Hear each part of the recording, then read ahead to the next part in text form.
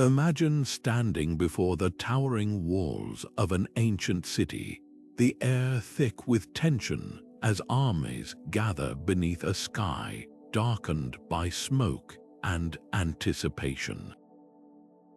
This is the Siege of Troy, a clash so legendary its echoes still reverberate through history. For 10 long years, Greeks and Trojans were locked in a struggle that would redefine warfare forever.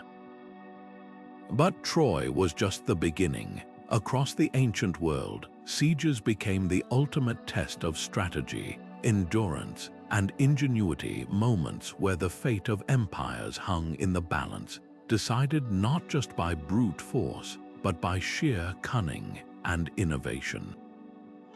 What made these sieges so revolutionary?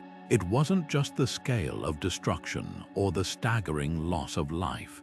It was the way they forced civilizations to adapt, to think differently about defense and attack.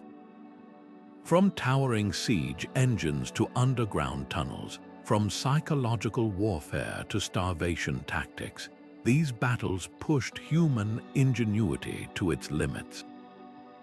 They weren't just conflicts, they were turning points, moments that reshaped borders, toppled dynasties, and left behind lessons that generals would study for centuries. And today, we're going to uncover 20 of the most incredible sieges in ancient history, each one a masterpiece of strategy and a testament to the relentless spirit of those who fought them.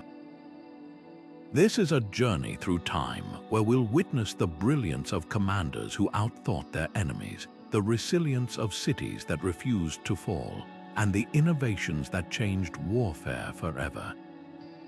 We'll explore how a single siege could alter the course of history, toppling mighty empires or birthing new ones, from the legendary walls of Troy to the forgotten strongholds that defied impossible odds. These stories are more than just battles, they're sagas of human ambition, desperation, and triumph. So prepare to step onto the battlefield, where every decision could mean victory or annihilation, and discover how these 20 sieges didn't just shape ancient warfare, they redefined it. In ancient warfare, sieges were the ultimate proving ground, not just for soldiers, but for entire civilizations. Unlike open battles decided in a single clash of swords, sieges stretched for months, even years, demanding more than brute strength. They became laboratories of innovation, where desperation sparked breakthroughs in engineering, logistics, and even psychology. Picture a city encircled by walls, its defenders peering down at an army that couldn't storm the gates outright. The attackers had to think differently. They built towering siege engines to scale defenses, carved tunnels to undermine foundations, and even poisoned water supplies to break morale. Every siege was a high-stakes puzzle where the solution often reshaped the future of warfare itself, but the impact went far beyond tactics. These prolonged standoffs decided the fate of empires. A single fortified city could hold the key to an entire region, and its fall might topple a dynasty or ignite a rebellion. Think of it like a domino effect. When one stronghold crumbled, the balance of power shifted irrevocably. And the defenders, they faced their own nightmare, starvation, disease, and the creeping dread of isolation. Yet some cities held out against impossible odds, their resilience becoming legend. These weren't just military engagements. They were clashes of will, where ingenuity and endurance often mattered more than numbers. Take the earliest sieges, where crude tactics evolved into sophisticated strategies. The lessons learned on one battlefield spread like wildfire, influencing how the next city would be defended or attacked. Every breakthrough, from battering rams to mobile siege towers, forced defenders to adapt, sparking an arms race of fortifications and countermeasures. And this constant push and pull didn't just change warfare, it accelerated the pace of human innovation. The first siege we'll explore didn't just set the stage for those that followed. It rewrote the rules entirely, proving that victory wasn't always about the strongest army, but the cleverest mind. The Siege of Megiddo stands as one of history's earliest masterclasses in military strategy, a campaign so brilliantly executed it would influence warfare for centuries to come. In the 15th century BCE, Pharaoh Thutmose III faced a coalition of rebellious Canaanite princes who had fortified themselves within the imposing walls of Magido, a city perched on a strategic plateau. Conventional wisdom dictated a slow, grinding assault, but Thutmose defied expectations. Instead of taking the expected routes, he led his army through the treacherous Aruna Pass, a narrow, winding path so risky his generals pleaded with him to reconsider. Yet this bold gamble paid off spectacularly. Emerging from the pass undetected, the Egyptians caught their enemies completely unprepared, splitting the rebel forces and cutting off their escape. What made Thutmose's tactics revolutionary wasn't just the element of surprise. It was his meticulous attention to logistics and psychology. Recognizing that starvation could break a city faster than swords, he ordered his troops to encircle Magido completely, sealing off every supply route. The message was clear: surrender or face slow devastation.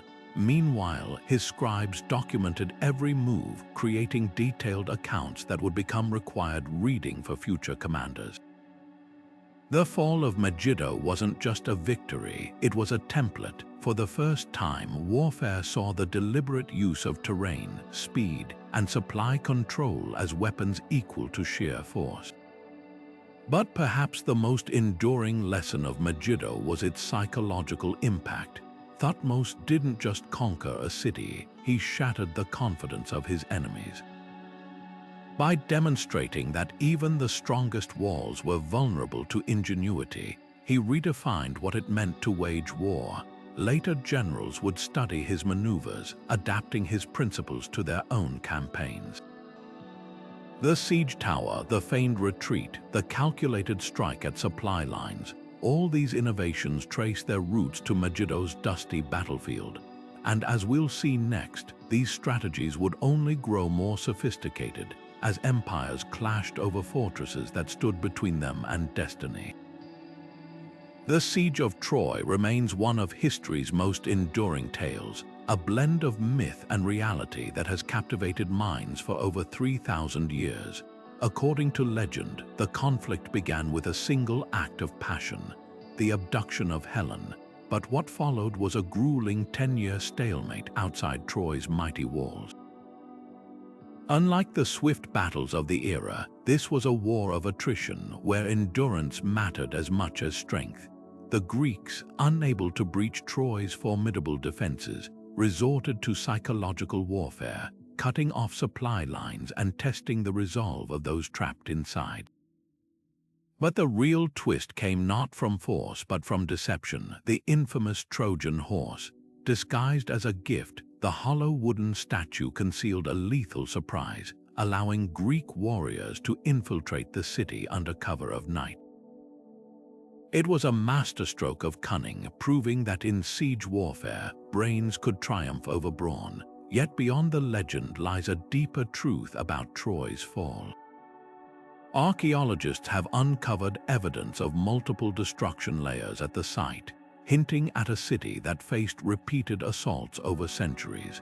The Trojan War may not have been a single event but a series of conflicts, each chipping away at the city's resilience. What makes the story so timeless isn't just the horse, it's the human drama. Imagine the strain on Troy's defenders, watching their supplies dwindle year after year, or the frustration of the Greek army, far from home and desperate for victory. This was a siege that tested the limits of morale, where whispers of doubt could be as dangerous as any sword. The Trojan horse became more than a trick, it became a symbol, a lesson for future generations about the power of subterfuge. But it also revealed a harsh reality. No walls, no matter how strong, could defend against ingenuity. As we move from the shadow of Troy to the next siege, consider the contrast. Where Troy fell to deception, other cities would crumble under sheer relentless force, their fate decided not by hidden warriors, but by the unstoppable grind of siege engines and the grim arithmetic of starvation. The story of ancient warfare was being rewritten, and each siege added a new chapter. The Siege of Lakish in 701 BCE stands as a chilling testament to the Assyrian war machine's ruthless efficiency, a campaign where engineering and terror worked hand in hand to crush resistance. When King Senesherib turned his gaze toward the fortified Judean city, he didn't just bring an army, he brought an arsenal of innovations designed to break walls and wills alike. The Assyrians were masters of siegecraft, and Lakish became their gruesome canvas. First came the ramps, colossal earthen structures painstakingly built to elevate battering rams to the height of the city's defenses. Imagine the defenders watching helplessly as those ramps inched closer each day, knowing their walls, once their pride, would soon face the relentless hammering of iron-tipped rams. But physical destruction was only half the strategy. Sennacherib wielded psychological warfare with brutal precision. Prisoners were executed in view of the walls, their fates carved into the stone reliefs of Nineveh as a warning to any who dared resist. The message was clear: surrender or face annihilation. These reliefs, preserved for millennia, offer a hauntingly detailed account of the siege, from the Assyrian archers raining arrows down on defenders to the desperate townspeople being led away in chains. They weren't just records, they were propaganda designed to terrify future enemies into submission. What set Lakish apart wasn't just its brutality, but its legacy. The Assyrians didn't just conquer cities, they industrialized siege warfare, turning it into a predictable, repeatable process. Every tactic, the ramps, the rams, the terror, was refined into a system that could be deployed against any stronghold. In doing so, they set a new standard, one that would echo through the centuries. As we'll see next, their innovations didn't just change how wars were fought, they reshaped the very idea of what a siege could achieve. The next fortress to face their might wouldn't just contend with an army, it would face an unstoppable machine. The Siege of Babylon in 689 BCE marked a horrifying climax in the Assyrian Empire's dominance, a campaign where vengeance and innovation collided with catastrophic force. When Babylon dared to rebel against King Sennacherib, the response wasn't just punitive, it was apocalyptic. Unlike previous sieges aimed at conquest, this was annihilation. Sennacherib didn't merely want to defeat Babylon, he sought to erase it from history, his most devastating weapon, the very rivers that gave the city life. Engineers diverted the Euphrates, flooding Babylon's defenses and weakening its mighty walls until they crumbled like sand. But the real terror came after the breach. Streets were plundered, temples razed, and statues of gods dragged away as spoils, a deliberate humiliation meant to break not just a city, but its spirit. What made this siege a turning point wasn't just the scale of destruction, but its symbolism. Babylon wasn't just another conquest, it was the heart of Mesopotamian culture, a jewel of civilization. By reducing it to rubble, Sennacherib sent a message that resonated across empires. Resistance meant obliteration, yet this approach also revealed a paradox. Later conquerors, like the Persians, would recognize the folly of such total destruction. Why burn a city when you could rule it? Babylon's fate became a cautionary tale, pushing future leaders toward preservation over pillage. The very tactics that made sieges more devastating also forced rulers to rethink their goals. Was victory about terror or control? The technological leap here was undeniable. Diverting rivers required staggering engineering prowess, a far cry from the simple ramps of earlier sieges, but the true legacy of Babylon's fall lay in its aftermath. As empires grew, so did their need for intact cities, centers of wealth, trade, and administration. The next siege we'll explore would showcase this shift, where cutting-edge technology met a growing appreciation for what lay behind the walls. Because while Sennacherib left Babylon in ruins, others would learn that the greatest prize wasn't a city's destruction, but its surrender. Alexander the Great faced a challenge unlike any other when he marched toward the island city of Tyre in 332 BCE. Perched defiantly on a rocky outcrop half a mile from the coast, its towering walls seemed untouchable, a fortress protected not just by stone but by the sea itself. Previous conquerors had dismissed Tyre as impregnable, but Alexander saw something they didn't, an opportunity to rewrite the rules of warfare, his solution. A feat of engineering so audacious it bordered on madness. He ordered his men to build a causeway, a massive land bridge stretching from the mainland to the island, using rubble from the abandoned mainland city as its foundation. Picture thousands of soldiers toiling under the Mediterranean sun, piling stones into the sea while Tyrian arrows rained down on them from above. It was a battle of wills as much as a battle of strength.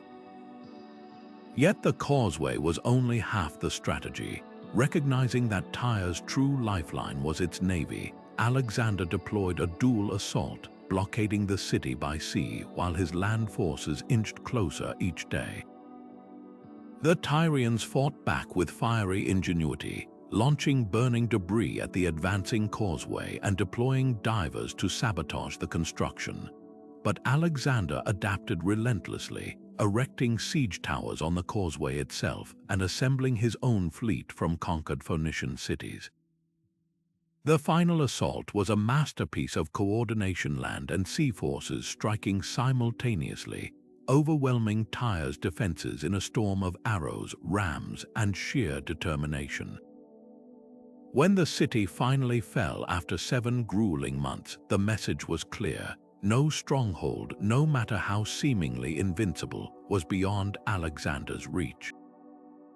What set this siege apart wasn't just the scale of the engineering, it was the fusion of tactics. Alexander didn't just brute force his way to victory. He thought in 3 dimensions, combining land and sea power in a way no commander had before. Future generals would study Tyre as a textbook example of how to turn geography against an enemy. Even the causeway, initially mocked as impossible, became a symbol of relentless innovation. And as Alexander marched toward his next conquest, the lessons of Tyre echoed ahead of him, proving that the greatest weapon in siege warfare wasn't just force, but the audacity to reimagine what was possible. The next city on his path would face not just an army, but a mind that refused to accept limits. The siege of Syracuse unfolded like a clash between brute force and brilliance, a 2-year struggle where one man's genius nearly outmatched an empire. When the Roman fleet descended on the Sicilian city in 214 BCE, they expected a swift victory. Instead, they faced Archimedes, a mind so sharp his inventions became the stuff of legend. Picture the scene: Roman ships approaching the harbor, only to be seized by an unseen force. The claw of Archimedes, a monstrous crane-like device hidden along the seawall, would reach down, hook onto vessels, and hoist them into the air before smashing them against the rocks. It was as if the sea itself had turned against Rome. But the claw was just the beginning. Ancient historians whispered of mirrors, polished bronze shields angled to focus sunlight into a searing beam, setting ships ablaze in flashes of fire. Whether myth or reality, these accounts reveal a deeper truth. Syracuse's defenses weren't just barriers, they were puzzles designed to baffle and terrify. Even the city's walls became instruments of war, fitted with hidden catapults that rained death on attackers from unexpected angles. For 2 years, Rome's legions found themselves outthought at every turn, their numerical advantage rendered meaningless by sheer ingenuity. What made Syracuse extraordinary wasn't just its temporary success, but what it symbolized: the power of science to defy destiny. Archimedes didn't just build weapons, he weaponized geometry, physics, and optics, proving that knowledge could be as lethal as any sword. Yet in the end, even genius couldn't hold back the tide of Roman persistence. When a nighttime breach finally shattered Syracuse's defenses, the city fell not to superior intellect but to relentless attrition. The lesson was bittersweet. Brilliance could delay the inevitable, but against an empire that refused to yield, even the brightest mind had limits. This siege marked a turning point, a moment where Greek innovation collided with Roman resolve. And as we'll see next, Rome's own sieges would soon showcase a different kind of brilliance, one built not on individual genius, but on the grinding, unstoppable machinery of imperial might. Where Archimedes had dazzled with flashes of inspiration, Rome would conquer through sheer, systematic force, a contrast that would redefine warfare for centuries to come. The Siege of Carthage was more than a military campaign. It was the grim final act in a century-long rivalry, a 3-year nightmare where Rome demonstrated the terrifying totality of its might. By 149 BCE, Carthage had already been stripped of its empire, its navy scuttled, its territories handed over, but for Rome, mere humiliation wasn't enough. The Senate demanded annihilation. What followed was a masterclass in systematic destruction, where every resource, every innovation, and every ounce of Roman willpower was directed toward one goal: erasing Carthage from the map.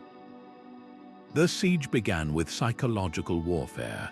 Roman forces cut off the city's land supply routes while their fleet blockaded the harbor, transforming Carthage into an island of desperation. Imagine the scene: once bustling markets emptied as food stores dwindled, the streets growing quieter with each passing month. Yet the Carthaginians, driven by the memory of their former glory, refused to yield. They scoured the Mediterranean for smuggled grain, even tearing up their own city squares to plant crops. For a time, sheer ingenuity kept starvation at bay. But Rome's grip only tightened. Then came the final assault, a brutal symphony of fire and steel. Roman engineers built massive siege works, inching forward under cover of artillery barrages. When the legions finally breached the walls, the fighting spilled into the streets, house by house, alley by alley, in a 6-day frenzy of close-quarter combat. The city's very architecture became a weapon. Carthaginians rained down projectiles from rooftops, while Romans responded by demolishing entire buildings to clear their path. By the end, the once great metropolis was reduced to smoldering rubble, its surviving citizens sold into slavery, and the earth symbolically sown with salt to ensure nothing would rise again. This wasn't just a victory, it was a statement. Carthage's destruction marked the birth of a new era where Rome's dominance was absolute and unchecked. Future sieges would borrow from its playbook: the suffocating blockade, the relentless engineering, the refusal to accept anything less than total surrender. Yet even as Rome perfected these tactics, a paradox emerged. The same ruthlessness that built their empire would eventually strain it, proving that no power, no matter how invincible it seemed, could sustain itself by destruction alone. The next chapter of siege warfare would see Rome not as the conqueror, but the conquered, facing enemies who had learned all too well from its example. The Siege of Alesia stands as one of history's most breathtaking displays of military genius, a high-stakes chess game where Julius Caesar turned desperation into triumph. In 52 BCE, the Gallic chieftain Vercingetorix, hoping to break Rome's grip on Gaul, retreated behind the imposing walls of Alesia, a hilltop fortress deemed unconquerable. But Caesar, ever the strategist, saw an opportunity where others saw impossibility. Instead of merely surrounding the city, he ordered his legions to construct not one, but two massive concentric walls, an inner ring to starve out Vercingetorix, and an outer ring to repel the enormous Gallic relief force racing to his aid. Picture the scene, thousands of Roman soldiers laboring day and night, transforming the landscape into a labyrinth of trenches, palisades, and deadly traps, all while under the watchful eyes of the Gauls perched above them. What made this siege revolutionary wasn't just the scale of the engineering, it was the audacity of the plan. Caesar, outnumbered and far from Roman supply lines, couldn't afford a protracted fight.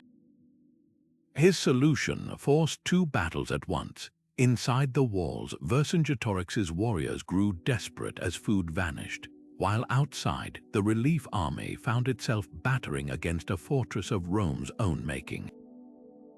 The outer wall bristled with ingenious defenses, sharpened stakes hidden in pits, rotating spikes to impale charging cavalry, and towers positioned to rain down javelins at any approach. When the Gauls finally attacked, they threw everything they had: night assaults, feints, even a daring strike at a weak point in the Roman lines. But Caesar, moving reserves like pieces on a board, countered every blow with precision. Climax came in a frenzied two-front melee where Roman discipline held firm against Gallic fury, sealing Vercingetorix's fate. This victory did more than break Gallic resistance, it reshaped history. With Alesia's fall, Rome's grip on Gaul tightened into an unshakable hold, paving the way for centuries of Roman influence. But the real lesson lay in Caesar's methods. He didn't just build walls, he built a system, one that turned defense into offense. Future commanders would study Alesia as the gold standard of siegecraft, where logistics, engineering, and sheer nerve intersected. Yet even as Rome celebrated, another empire was perfecting its own art of siege warfare, one that would eventually turn these very tactics against the legions themselves. Far to the east, the Parthians were mastering a different kind of war, where speed and deception eclipsed brute force. And as we'll see next, their innovations would challenge Rome in ways Caesar could never have imagined. The Siege of Jerusalem in 70 CE was a cataclysm etched in blood and fire, a defining moment where Roman military might collided with unyielding faith. When Titus, son of Emperor Vespasian, marched on the city to crush the Jewish revolt, he faced more than just walls. He faced a people prepared to fight to the last breath for their sacred home. The rebels had fortified Jerusalem's massive stone defenses, stockpiled supplies, and even turned the city's factions against each other in a desperate bid for control. But none of it could withstand the relentless machinery of Rome. Titus' strategy was methodical and merciless. First came the starvation. Roman legions encircled the city with a circumvallation wall, cutting off all escape and supply lines. As months dragged on, the streets descended into horror: families fighting over scraps, rebels seizing food from the starving, the air thick with the stench of desperation. Then came the siege engines. Towering wooden beasts rolled forward, their iron-clad battering rams pounding the walls like thunder. The Antonia fortress fell first, then the Second Temple's outer courts. By the time Roman soldiers breached the inner sanctuary, the carnage was unimaginable. Flames engulfed the holiest site in Judaism, its treasures looted, its very stones torn apart in the frenzy. Yet the true impact of Jerusalem's fall reverberated far beyond the battlefield. The destruction of the temple didn't just end a revolt, it shattered the center of Jewish spiritual life, scattering a people into an exile that would last millennia. For Rome, the victory was a grim lesson in the cost of crushing resistance. The same siegecraft that had toppled Jerusalem, the encircling walls, the psychological torment, the systematic dismantling of hope would become the blueprint for medieval warfare. Future conquerors would study Titus' campaign, recognizing that the greatest sieges weren't just about breaking gates, but breaking the will to resist. And as the echoes of Jerusalem's fall faded, a new era of fortified castles and sprawling crusades loomed on the horizon, built on the bones of Rome's brutal innovations. High atop a barren plateau in the Judean desert, the Siege of Masada unfolded as one of history's most haunting last stands, a clash where desperation met engineering on an unimaginable scale. By 73 CE, the First Jewish-Roman War had already reached its bloody conclusion elsewhere, but here, nearly 1,000 Jewish rebels held out against the might of Rome, their fortress perched like an eagle's nest on cliffs so sheer they seemed carved by the gods themselves. The Romans, led by Lucius Flavius Silva, faced a nightmare, attacking a position with no natural approach, where every path was a death trap. But where others saw impossibility, Rome saw an opportunity to flex its ingenuity. Their solution, a colossal earthen ramp, painstakingly constructed from thousands of tons of stone and packed earth, rising against the cliffs like a man-made mountain. Imagine the sheer willpower it took legions laboring under the desert sun, hauling materials inch by inch, while rebel arrows whistled down from above. Yet the real drama lay inside Masada's walls. As the ramp inched higher, the defenders faced a grim calculus. Surrender meant slavery or crucifixion, while resistance offered only fleeting hope. Their leader, Eleazar ben Yair, made a choice that would echo through the ages. According to the historian Josephus, as Roman battering rams finally breached the fortress, they were met with eerie silence.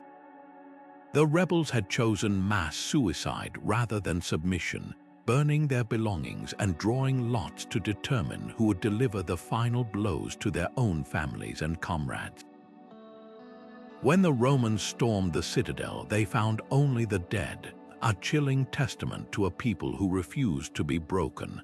Masada's legacy transcends its military significance. It became a powerful symbol of resistance, of sacrifice, of the human spirit's refusal to yield even in the face of annihilation. Modern Israel would later adopt it as a rallying cry, with soldiers swearing oaths on its cliffs, "Masada shall not fall again." But the siege also revealed a darker truth about Rome's relentless machinery of conquest. Where Jerusalem had fallen to overwhelming force, Masada was subdued through sheer, grinding persistence, a reminder that no fortress, no matter how remote or well defended, could outlast an empire's determination. As we shift from this intimate tragedy to the next siege, consider the contrast. Where Masada was a defiant last stand, the siege of Dura Europos would unfold on a sprawling stage, pitting Rome against Persia in a clash of empires. Here, the stakes weren't just symbolic, they were geopolitical, with tactics evolving to match the scale. The lessons of Masada, though born in isolation, would ripple outward, influencing how future strongholds were both defended and besieged in an age where empires collided with ever greater ferocity. The Siege of Constantinople in 717 CE was a fiery crucible where survival hinged on one of history's most closely guarded secrets, Greek fire. As the Umayyad Caliphate's massive fleet, numbering over 2,000 ships, closed in on the Byzantine capital, Emperor Leo III faced near certain annihilation. The city's legendary walls had withstood sieges before, but never against such overwhelming force. Yet Constantinople had an ace in the hole, a mysterious, napalm-like substance that could burn even on water, spraying from bronze tubes mounted on Byzantine warships like the breath of dragons. When the Umayyad armada crowded the Bosporus, they were met with a nightmare. Flaming jets arched across the waves, igniting ships in seconds, while the wind carried the inferno from vessel to vessel. Panic spread faster than the flames. Sailors leaped into the sea only to find the fire clinging to them, unquenchable. What made Greek fire so revolutionary wasn't just its brutality, but its psychological impact. The Umayyads, accustomed to the predictable rhythms of siege warfare, had no counter for a weapon that defied nature itself. Byzantine engineers compounded the terror with tactical ingenuity, deploying floating fire traps disguised as derelict ships to lure enemies into kill zones. Meanwhile, the city's land defenses held firm, their layered walls absorbing assault after assault. Starvation might have broken Constantinople's resolve, but Leo had stockpiled years of grain, while the Umayyads, stranded through a bitter winter, ate their own horses and camels. By summer, the besiegers became the besieged, their ranks decimated by disease and desertion. The siege collapse didn't just save Byzantium, it reshaped history. Had Constantinople fallen, the Umayyads would have gained a bridgehead into Europe with no major power to block their advance. Instead, their retreat marked the high tide of Islamic expansion, buying Christendom centuries to regroup. Future defenders would study this siege as a masterclass in asymmetric warfare, where technology and preparation could offset numerical inferiority. From Venice to Baghdad, rulers sought to replicate Greek fire's mystique, though its exact formula died with the Byzantines. The next great sieges would inherit its lesson. Victory often went not to the strongest army, but to the one that could wield innovation like a scalpel, precise, unexpected, and devastating. The Siege of Paris in 885 CE was a brutal showdown between Viking marauders and Frankish defenders, a year-long struggle that would redefine the balance of power in medieval Europe. When hundreds of Viking longships appeared on the Seine, their prows carving through the icy waters, the city's fate seemed sealed. Paris, though fortified, was a shadow of its Roman-era glory, its bridges and towers barely holding back the tide of history.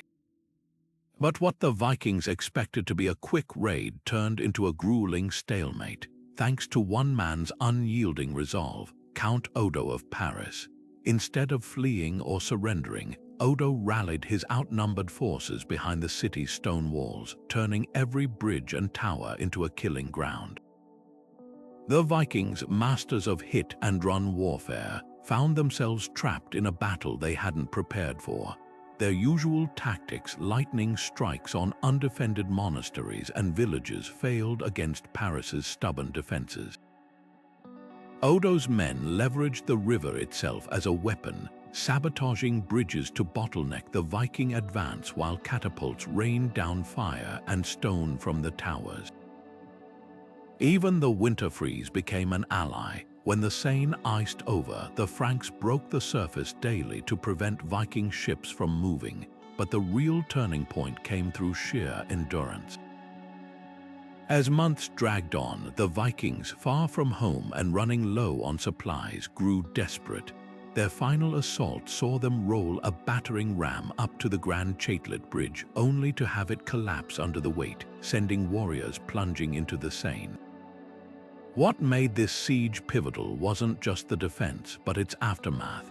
The Franks, though victorious, recognized the Vikings couldn't be defeated permanently.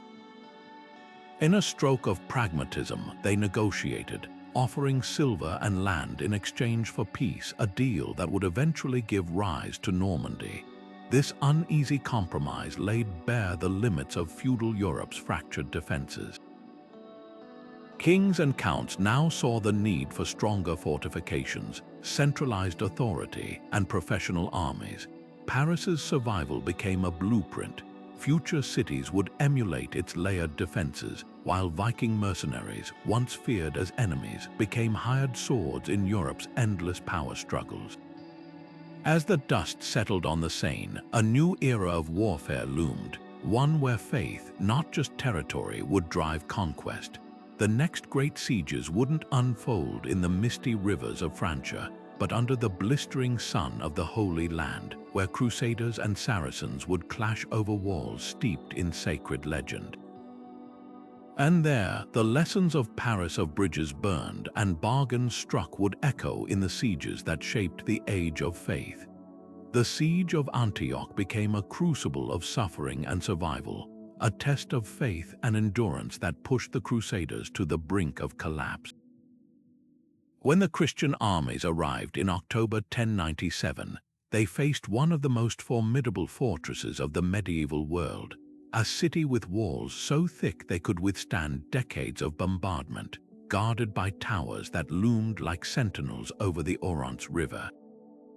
For 8 agonizing months, the Crusaders endured starvation, disease, and bitter winter rains, their initial zeal giving way to despair as supply lines vanished and hope dwindled. Desertions became so common that leaders like Bohemond of Taranto resorted to burning bridges behind them, forcing their men to choose between victory or death. What turned the tide wasn't just steel, but subterfuge. Inside Antioch, a disgruntled Armenian guard named Firuz secretly conspired with Bohemond, offering to unlock the Tower of the Two Sisters in exchange for riches and titles. Under cover of darkness, Crusaders scaled the walls, their silent advance erupting into chaos as the gates swung open. Yet even this hard-won triumph nearly unraveled days later when a massive Seljuk relief force trapped the Crusaders inside the very city they'd just captured. The tables had turned now. It was the Christians clinging to Antioch's walls, surrounded and outnumbered. The psychological warfare here was as brutal as the combat. Both sides knew morale was the real battlefield. When supplies ran critically low, Crusader priests claimed to unearth the Holy Lance, the very spear that had pierced Christ's side, sparking a frenzied revival of courage. Whether divine intervention or clever propaganda, the effect was undeniable. Fueled by desperation and renewed faith, the Crusaders launched a suicidal charge against Kerboga's army, their ragged forces somehow routing a foe 3 times their size. Antioch's fall didn't just secure a city, it rewrote the playbook for medieval sieges. The Crusaders' victory hinged not on superior siege engines, but on exploiting human weakness, greed, betrayal, and the power of belief. This brutal lesson would echo through the march to Jerusalem, where starvation and divine fervor again proved deadlier than swords. Yet it also revealed a darker truth. In siege warfare, the line between heroism and horror was razor-thin. The same tactics that saved the Crusaders, scorched earth, psychological manipulation, would later be wielded with equal brutality against them. As the High Middle Ages dawned, sieges grew increasingly sophisticated, blending raw force with cunning deception, setting the stage for the next evolution in the art of conquest. The siege of Shay-Tau-Gailard in 1203 CE shattered the myth of the unconquerable castle, proving that even Richard the Lionheart's masterpiece could fall to relentless ingenuity. Perched high above the Seine River, this fortress was a marvel of its age, a labyrinth of concentric walls, deadly choke points, and towering keeps designed to defy any attacker. Yet Philip II of France wasn't just any attacker. Faced with what seemed an impossible task, he turned the siege into a grim chess match, combining brute force with psychological cunning. His first move, exploiting the castle's one fatal flaw, its outer bailey, a vulnerable lower courtyard where the garrison's latrines drained into a rocky gully. While defenders scoffed at the idea of an assault through the undignified route, Philip's sappers quietly chipped away at the soft stone, widening the sewer into a tunnel large enough for soldiers to crawl through. It was a humiliating breach, one that forced the defenders to retreat to the inner wards, their confidence shaken. But Philip wasn't finished. Next came the mines, a network of tunnels dug beneath the castle's foundations, their wooden supports doused in pig fat and set ablaze. As the flames consumed the beams, the ground itself groaned, collapsing entire sections of wall in a cloud of dust and debris. The defenders, now crammed into the innermost keep, found themselves trapped in a tightening noose. Philip's final stroke was pure opportunism. During a moonless night, a handful of French soldiers scaled a supposedly unclimbable buttress, their path revealed by a careless sentry who'd left a chapel window unbarred.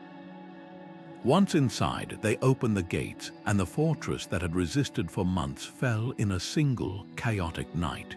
Shay-Tau-Gailard's fall wasn't just a military defeat, it was a paradigm shift. For centuries, castles had relied on thick walls and lofty heights to deter attackers.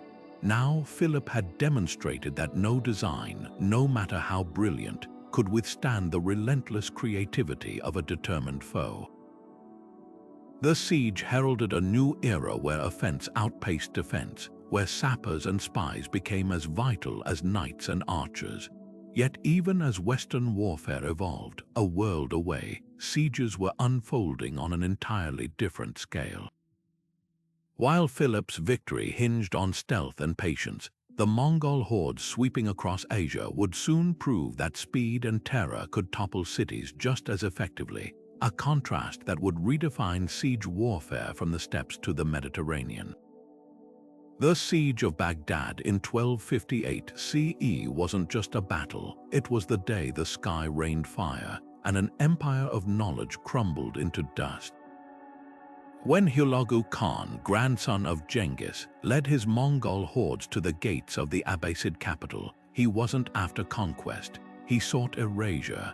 The city, once the crown jewel of the Islamic Golden Age, boasted libraries overflowing with centuries of scholarship, hospitals pioneering medical breakthroughs, and astronomers who mapped the heavens. None of it mattered to the Mongols. Their tactics were chilling in their simplicity: surround, terrify, then obliterate. Hulagu's engineers diverted the Tigris River to flood Baghdad's moats, while his siege engines, catapults capable of hurling flaming projectiles, and even diseased corpses over the walls turned the city into a cauldron of smoke and screams. What set this siege apart was its calculated cruelty. The Mongols didn't just break Baghdad's defenses, they shattered its spirit. After breaching the walls, they methodically slaughtered scholars, burned the House of Wisdom, a library so vast its ashes reportedly darkened the sky for days, and executed the last Abbasid caliph by rolling him in a carpet and trampling him with horses, a symbolic gesture denying even the dignity of burial. The streets ran red with blood, but the greater tragedy was the incalculable loss of knowledge. Centuries of scientific, philosophical, and literary works vanished in the flames, setting human progress back generations. Baghdad's fall wasn't just the end of a dynasty, it was a blow to civilization itself. Yet the Mongols weren't mindless destroyers. Their ruthlessness masked a shrewd adaptability. In China, they'd later adopt siege engineers from conquered territories, blending Chinese gunpowder with their own mobility to create unstoppable hybrid armies. The lesson was clear: terror opened gates, but pragmatism secured empires. As the Mongol tide rolled westward, their tactics evolved, less about wanton destruction, more about controlled dominance. The next cities in their path would face not just brute force, but a machine refined by each conquest, leaving ruins and reluctant survivors to spread tales of their invincibility. And as the dust settled over Baghdad's ruins, a grim question lingered. If the greatest center of learning could fall so utterly, what hope did others have? The answer would unfold in the sieges to come, where defenders would either break beneath the Mongol storm or learn to outthink it. The Siege of Constantinople in 1453 CE marked the thunderous end of an era where the roar of cannons announced the future of warfare and sealed the fate of the 1,000-year Byzantine Empire. Sultan Mehmed II, barely 20 years old, faced a challenge that had defied countless conquerors before him: the legendary Theodosian walls. These triple-layered fortifications had repelled armies for centuries, their towering stone and intricate defensive systems considered unbreakable. But Mame didn't just bring an army, he brought a revolution. His secret weapon, the largest cannons the world had ever seen, including the monstrous basilica, a 27-foot-long bronze behemoth capable of hurling 600-pound stone balls with earth-shaking force. What unfolded was a brutal clash between tradition and innovation. Byzantine defenders watched in horror as Mame's artillery pounded the walls day and night, each blast carving deeper into the stone. The Ottomans didn't just rely on brute force, they adapted relentlessly. When the Byzantines repaired breaches under cover of darkness, Mame ordered his gunners to target the same spots repeatedly, exploiting weaknesses with surgical precision. Meanwhile, his engineers constructed a makeshift road of greased logs to drag ships overland into the Golden Horn, bypassing the city's sea chains and striking from an unexpected flank. For 55 days, Constantinople endured this relentless assault, its defenders growing thinner as hope dwindled. The final blow came not from the cannons alone, but from their psychological toll. The sheer noise and destruction shattered morale, leaving the Byzantines exhausted and outmatched. When Ottoman troops finally stormed the crippled walls on May 29th, the last Byzantine emperor, Constantine XI, died sword in hand, his empire collapsing with him. The fall of Constantinople didn't just mark the end of Byzantium, it reshaped global power dynamics overnight. Europe, long shielded by the Byzantine buffer, now faced an ascendant Ottoman empire poised to dominate trade routes between East and West. The siege also heralded the dominance of gunpowder, rendering medieval walls obsolete and forcing nations to rethink defense entirely. Yet even as Constantinople fell, another siege was brewing across the Atlantic, one that would pit European conquistadors against the vast empires of the New World. Just as Mame's cannons had rewritten the rules of warfare, the battles to come would introduce a new chapter where steel, disease, and desperation collided on an unimaginable scale. The age of gunpowder had dawned, and nowhere would its echoes be louder than in the fiery clashes awaiting the Americas. The Siege of Tenochtitlan in 1521 CE was a collision of worlds where European steel met Mesoamerican ingenuity in a brutal struggle that would topple an empire. Hernán Cortés, a man with fewer than 600 Spanish soldiers, faced a city unlike any he'd ever seen. Tenochtitlan, the Aztec capital, a breathtaking metropolis of canals, temples, and floating gardens, home to over 200,000 people. But Cortés had two critical advantages: alliances forged with discontented indigenous groups like the Tlaxcalans, who resented Aztec dominance, and a ruthless understanding of siege warfare honed in Europe's bloodiest conflicts. The campaign began with psychological warfare. Cortés cut off Tenochtitlan's lifelines, blockading the causeways that connected the island city to the mainland and deploying makeshift brigantines, small warships armed with cannons, to control Lake Texcoco. These vessels became floating fortresses, bombarding Aztec canoes and strangling supply routes. Meanwhile, the Spanish Tlaxcalan alliance encircled the city, systematically capturing outlying towns to isolate the Aztec heartland. For the Aztecs, whose warfare traditionally revolved around capturing enemies for ritual sacrifice rather than wholesale slaughter, this total war approach was alien and devastating. Inside Tenochtitlan, the situation grew dire, with food supplies dwindling and smallpox ravaging the population. Emperor Cuauhtémoc faced an impossible choice: surrender or watch his people starve. Yet even in desperation, the Aztecs fought with terrifying resolve. They tore up their own streets to create barricades, turned canals into ambush points, and even adapted captured Spanish weapons against their invaders. At one point, they nearly turned the tide, trapping Cortés' forces in a chaotic retreat known as La Noche Triste, the Night of Sorrows, where hundreds of Spaniards drowned in the lake under the weight of stolen gold. But Cortés, ever the opportunist, turned disaster into momentum.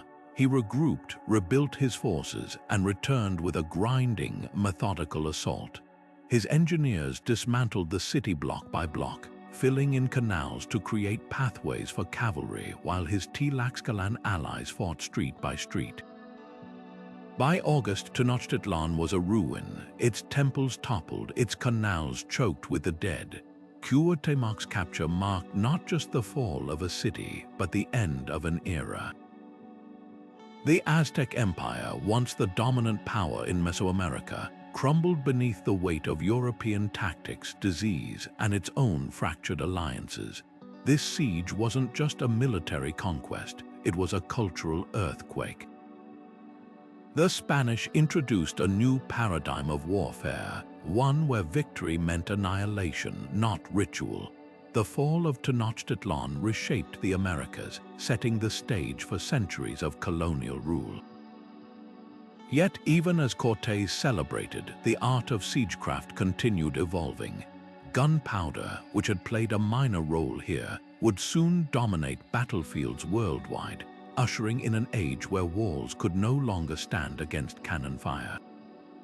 The next chapters of siege warfare would unfold in Europe's religious wars, where star forts and artillery duels would redefine the balance between attacker and defender, a far cry from the floating gardens of Tenochtitlan.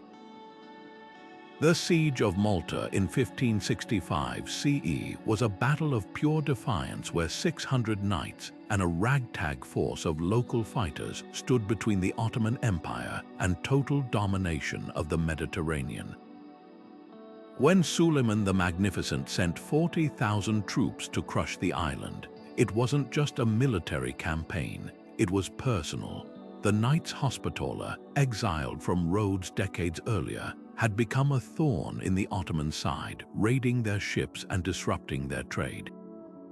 Now Suleiman aimed to wipe them out for good. What followed wasn't just a siege, it was a masterclass in asymmetric warfare, where ingenuity and sheer grit turned an uneven fight into one of history's most legendary last stands. Malta's defenses hinged on two fortresses, the star-shaped Fort St. Elmo guarding the harbor entrance, and the larger strongholds of Burgu and Singlia behind it. The Ottomans expected St. Elmo to fall in days. Instead, it held for over a month, its defenders repelling wave after wave of assaults. The Knights, led by the aging but iron-willed Grand Master Jean de Valette, exploited every advantage. They flooded the ditches with seawater to thwart tunneling, rigged hidden traps with wooden spikes, and even coated the walls in wet hides to smother incendiary bombs. But their deadliest weapon was unpredictability. Night after night, small bands of knights slipped past Ottoman lines in hit-and-run raids, sowing chaos and keeping the besiegers in a state of constant tension. What truly turned the tide, though, was resilience. As summer heat baked the island, both sides suffered horribly, Ottoman troops dying by the thousands from dysentery, the knights surviving on dwindling rations of horse meat and stale bread. Yet the defenders refused to break. When the Ottomans finally breached Burgu's walls, they found streets barricaded with rubble, every house a kill zone. Even women and children joined the fight, hurling rocks and boiling oil from rooftops. The final Ottoman assault collapsed when a relief force from Sicily arrived, but the real victory belonged to Malta's defenders. Their refusal to yield had drained the Ottoman army's morale, proving that even the mightiest empire could be bled dry by stubborn resistance. This siege didn't just save Malta, it reshaped Europe's destiny. Had the island fallen, the Ottomans would have gained a strategic foothold just south of Italy, threatening Rome itself. Instead, the night's victory became a rallying cry for Christian Europe, a symbol that the Ottoman tide could be stemmed. Yet it also revealed a harsh truth: no amount of heroism could mask the shifting balance of power. While Malta held, larger conflicts loomed, wars where empires wouldn't just clash over islands but over continents. And as the age of gunpowder reached its peak, the next great siege would unfold on a stage far grander than the Mediterranean, where the fate of nations would hinge not on knights alone, but on the thunder of cannons and the weight of entire armies. The Siege of Vienna in 1683 CE was the moment Europe held its breath, a last stand against an empire that had seemed unstoppable. For 2 months, the Ottoman forces under Grand Vizier Kara Mustafa Pasha encircled the city, their trenches creeping closer as cannon fire chipped away at Vienna's medieval walls.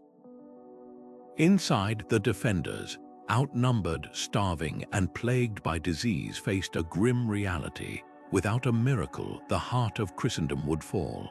But what unfolded next wasn't just a battle, it was a masterstroke of timing and coalition warfare.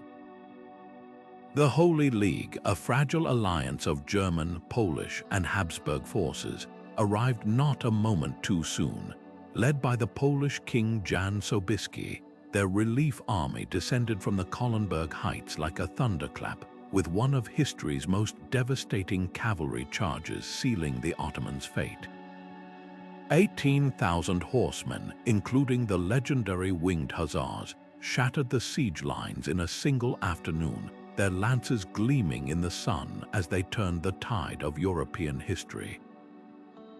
What made Vienna unique wasn't just the scale of the clash, but its symbolism. For centuries, the Ottomans had pushed deeper into Europe, their advances seemingly irreversible. Vienna's survival marked the high watermark of that expansion, the point where the tide finally receded. The Ottomans had bet everything on this campaign, bringing their finest engineers, vast siege guns, and even a corps of miners to tunnel beneath the walls. Yet their greatest weakness lay in overconfidence. Kara Mustafa, convinced Vienna would fall quickly, had failed to secure his rear lines, leaving the relief army's path unchallenged. That miscalculation cost him everything. The defeat sent shockwaves through the Islamic world, destabilizing the Ottoman leadership and emboldening European powers to push back across Hungary and the Balkans. Beyond the battlefield, Vienna signaled a turning point in siegecraft itself. The Ottomans had relied on traditional methods, massive earthworks, tunneling, and overwhelming numbers, while Europe was embracing mobility and combined arms. Sobieski's victory showcased the power of coordinated relief forces and the obsolescence of static siege warfare against agile, well-supplied armies. But the real revolution was just over the horizon. Within decades, advances in artillery and fortification design, like Vauban's star-shaped bastions, would render these sprawling medieval sieges relics of the past. Vienna stood as the last gasp of an era, a dramatic finale before gunpowder and geometry reshaped warfare into something colder, more calculated. As the smoke cleared over the Danube, a new question loomed.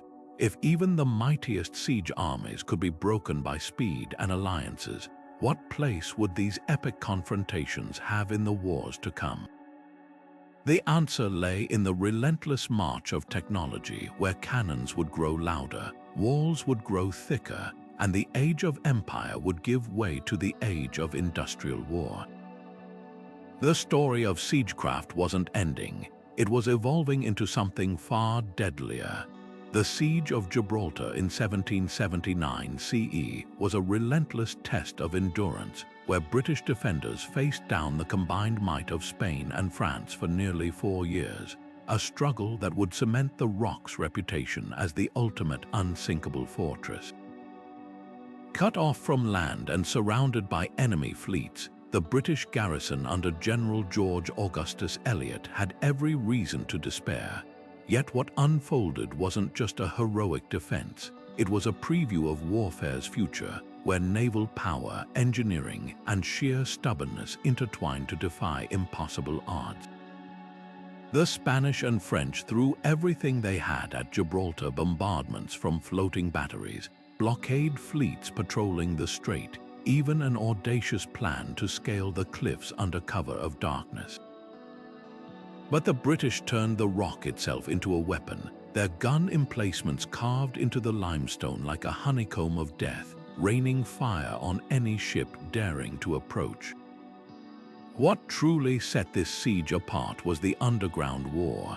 As enemy cannonballs pounded the surface, British sappers burrowed deeper, expanding a labyrinth of tunnels known as the Great Siege Tunnels. These weren't just hideouts, they were firing positions, with cannon ports blasted outward to give defenders angles of attack the enemy couldn't anticipate. Picture gunners firing through newly carved holes in the cliff face, their shots catching besiegers completely off guard. Meanwhile, the Royal Navy's daring resupply missions, like the famed relief of Gibraltar in 1781, proved that no blockade was unbreakable. Ships slipping past enemy lines under moonless skies kept the garrison alive, a lifeline of food, powder, and hope. Gibraltar's defenders also pioneered psychological warfare. When supplies ran low, Elliot ordered his men to polish their boots and parade in clean uniforms, a calculated display of confidence meant to demoralize the enemy. Even the infamous hot-shot cannonballs heated in furnaces until they glowed red was used with devastating effect, setting Spanish ships ablaze in spectacular firestorms. But the real lesson lay in the siege's combined arms nature. This wasn't just about walls holding firm. It was about coordination between land defenses, naval support, and logistics, a blueprint for modern warfare where no single arm could win alone. By the time peace came in 1783, Gibraltar stood unconquered, its survival a testament to adaptability and resilience, yet its legacy stretched far beyond the rock. This siege hinted at the wars to come, where supply lines and tunnels would decide battles as much as bravery, and where defenders would need more than thick walls, they'd need ingenuity. As we reflect on these 20 sieges from Troy to Gibraltar, a pattern emerges. Each conflict wasn't just about breaking gates or starving cities. It was a leap forward in how humans wage war. The greatest sieges didn't just change borders, they changed minds, forcing civilizations to innovate, adapt, and ultimately evolve. And in that relentless push and pull between attacker and defender, we see the roots of the world we live in today, one shaped stone by the sieges that refused to be forgotten. From the towering walls of Troy to the impregnable rock of Gibraltar, these 20 sieges didn't just change battles, they rewrote the very DNA of warfare. Each clash was a laboratory of innovation, where desperation sparked revolutions in tactics, engineering, and even psychology. The battering rams of Lakish, the Greek fire of Constantinople, the tunneling genius at Shay-Tau-Gailard, these weren't just tools of destruction, they were the birth pangs of modern combat. Empires rose and fell on the strength of their siegecraft, and the lessons learned in these crucibles of conflict echoed far beyond the battlefield, shaping the fate of cultures and continents. Consider the ripple effects. The fall of Constantinople didn't just end an empire, it sent shockwaves through Europe, accelerating the age of exploration as nations sought new trade routes to bypass Ottoman control. The Mongols' ruthless efficiency at Baghdad didn't merely topple a caliphate, it erased libraries of knowledge, setting back scientific progress for generations. And in the ashes of each shattered city, survivors carried hard-won lessons to the next stronghold. sparking an endless arms race between ever stronger walls and ever deadlier ways to breach them.